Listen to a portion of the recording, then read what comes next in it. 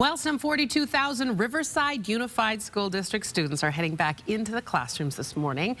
Of course, they have to follow a bunch of COVID-19 safety rules. Haley Winslow is outside Harrison Elementary School waiting to meet with some of the Tigers, which is their school mascot. You probably can feel the energy and the excitement and maybe a little bit of nerves, huh? Good morning, Michaela. Yes, and welcome back. These kids are so excited to get back in the classroom. It is such a big day here at Harrison Elementary School. The bell is going to ring in about 10 minutes. They do have to wear masks, but teachers will not be required to be vaccinated. I've got Tim Walker here. He is the deputy superintendent, and he's welcoming back all these smiling faces this morning. Good morning, and what can the kids here expect when they go back in the classroom today?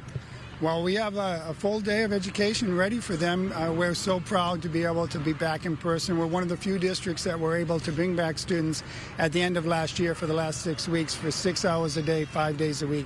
So we're following through with that with the start of the school year. Masks are required indoors and they're optional outdoors. We're asking them to wear them if they can withstand it. We're also looking for them to engage in some social distancing and have the opportunity to support each other in their return. The mental health and social emotional well-being is obviously something we want to focus on and help these students to get back into relationships, and also a real heavy focus on the academics as we return to school for the first time in quite some time. So it's great. Yeah, it's so good to see them back in the classroom. Riverside Unified parents, what is your message to them?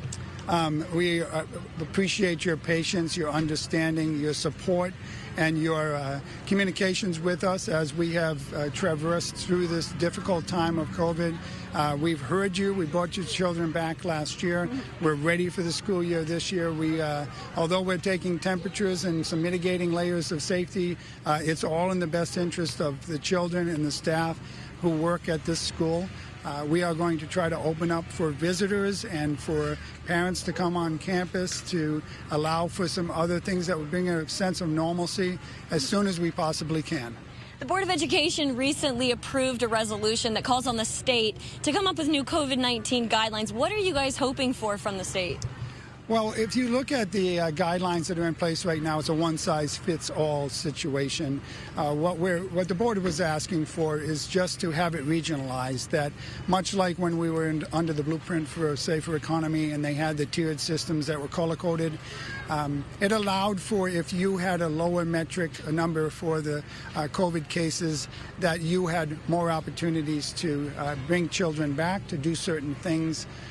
We would like to see that return in some sense, that the local health department makes decisions for local areas rather than a one-size-fits-all for the state. All right. Thank you very much, Mr. Walker. The kids are back in school at 7:45 this morning. Most of them have decided to go back to school, but if their parents don't feel safe, there is still the option for virtual learning. They're going to go 5 days a week. Wednesday, though, is a half day. Welcome back to all the students here in Riverside. Reporting live here at Harrison Elementary, I'm Haley Winslow, Fox 11 News. You know, and I just was thinking, Haley, some of those kids were meant to go back to school for the first time last year, right? So they had to do online learning for their first year ever in school. And so this is the first time they're going to school, sitting in a classroom, some of those little tiny ones. Well, Michaela, they did get to go back in the spring for 6 weeks, so this isn't their first time back. But as we know, there have been a lot of students who haven't gone back, and there's been a big learning loss that we've seen across the region. So it is so important for these kids to get back in the classroom, and they're doing a really good job of making sure that they do so safely. Yeah, do so safely and with some grace and patience.